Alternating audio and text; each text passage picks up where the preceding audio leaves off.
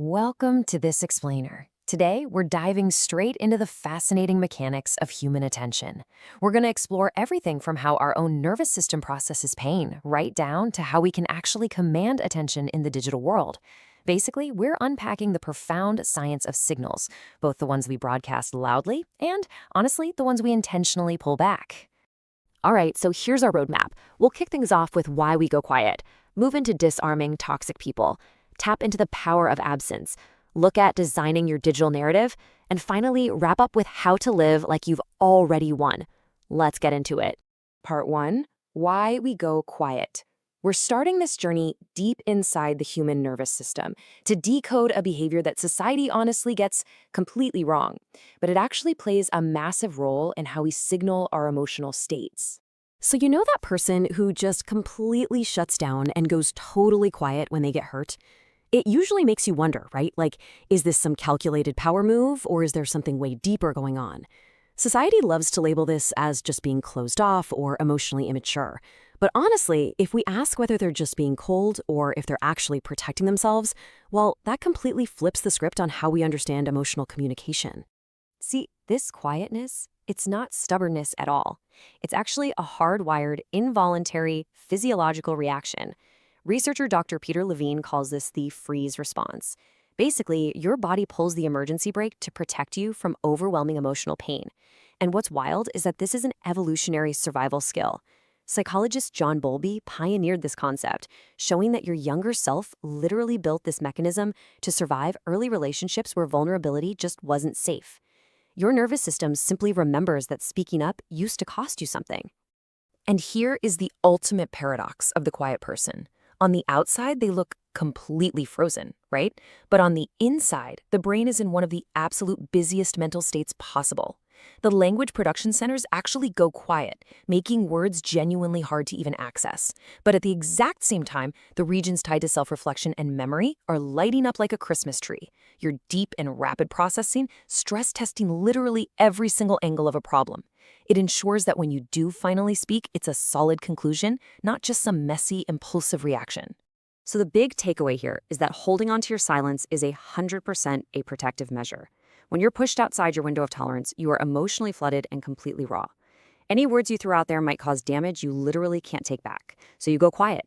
You do it to keep the relationship from completely blowing apart until you can get back inside that emotional sweet spot where real, productive communication can actually happen. Moving on to part 2, disarming toxic people. Now that we understand protective silence, let's look outward. How do we deploy calm signals to deal with people who literally feed on your emotional reactions? Toxic people treat your fast, defensive reactions like an all-you-can-eat buffet. Whenever you over-explain, get defensive, or your voice gets shaky, you are signaling to them that they hold the power. They can control your feelings with just their words. But if you intentionally choose strong reactions, keeping it short, staying utterly unbothered, and using a flat, calm voice, you instantly cut off their power supply. So let's dive into a really simple 3-step toolkit for disarming that kind of manipulation. First, just look at them calmly. Second, take a deliberate power pause. Literally count to 3 in your head. 1, 2, 3. And step 3, just say something incredibly simple like, okay, or that's interesting. That strategic silence, it makes them so uncomfortable and confused because they're suddenly not getting that fun, dramatic reaction they were fishing for. And of course, they're going to try to push you to justify your actions, but this right here is your golden phrase.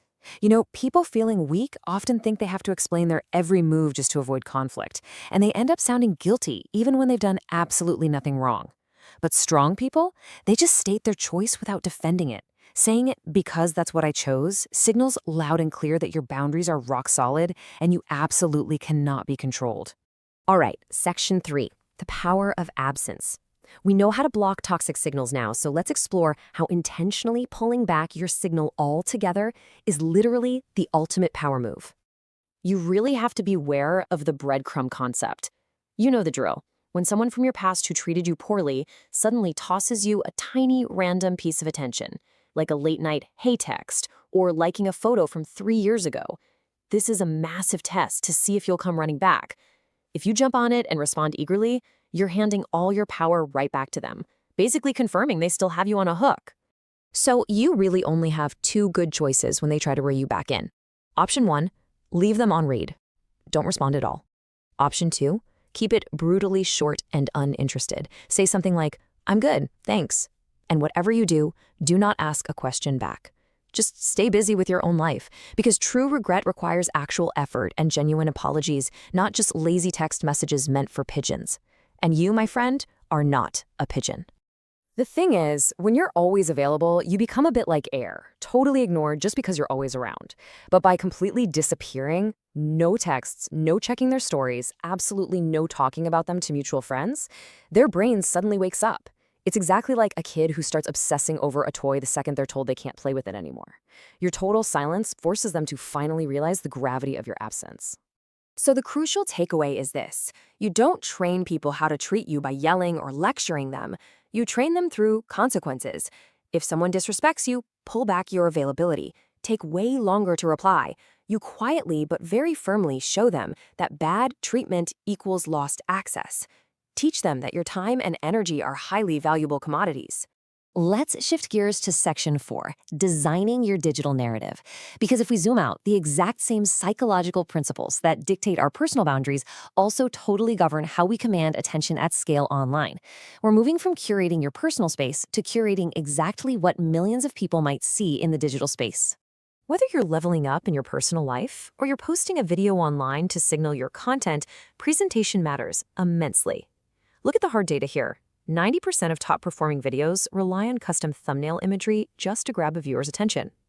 Think of it like that calculated pause we talked about earlier. A custom thumbnail is a highly intentional signal designed specifically to cut right through the noise. Now, once you actually have their visual attention, you've got to package your message strategically. You have a very distinct choice to make. You can either craft a highly searchable title, which is great for deliberate growth because it targets viewers already looking for your topic, or you can create a really intriguing title that acts like a super magnet for casual scrollers because it sparks curiosity without giving the whole game away up front. Okay, let's unpack these design rules because they perfectly mirror our earlier lesson on communication. Remember how we learned that simple, unbothered short communication wins with toxic people? Well, the exact same psychology applies to your digital packaging. Apply the rule of thirds, keep your design super simple instead of overwhelming, and use large, readable text with the most important words right at the beginning. And please limit the all caps and emojis. A direct, uncluttered signal converts the absolute best. And you've got to measure the impact of your signals differently depending on exactly who's watching. For instance, looking at your click-through rate on the home or suggested feed shows how you're reaching a general, casual audience. But your click-through rate in the subscriptions feed, that tells you how you're engaging your most loyal, true fans. It's all about separating the casual observers from the people who truly respect and value what you do. Which brings us to section 5, living like you've won. This is the ultimate destination of our explainer today. We've tackled internal silence, setting firm boundaries, digital signaling, and the power of absence. Now let's look at how to actually integrate all of this into a fulfilling reality. Here is the absolute magical plot twist of stepping back, withdrawing your attention from toxic people, and focusing entirely on yourself. You level up, not for them, but for you. And by the time people finally realize what they've lost, by the time they start missing your presence, you are simply too busy, glowing, thriving, and building an awesome life to even care if they come back. When you integrate all of this, it literally builds your entire aura. When you live your life like you've already won, you stop acting desperate or needy or reliant on someone else's choices. People can instantly feel that kind of energy shining from inside you. You aren't sitting around waiting for someone to choose you because you already made the most important choice of all. You chose yourself. Because at the end of the day, bending over backwards to please everybody just makes you so easy to manipulate. So, looking at everything we've explored today about the science of attention, signals, and silence, I want to leave you with this. Will you continue giving away your power just to be universally liked? Or will you step up and embrace the quiet strength of commanding genuine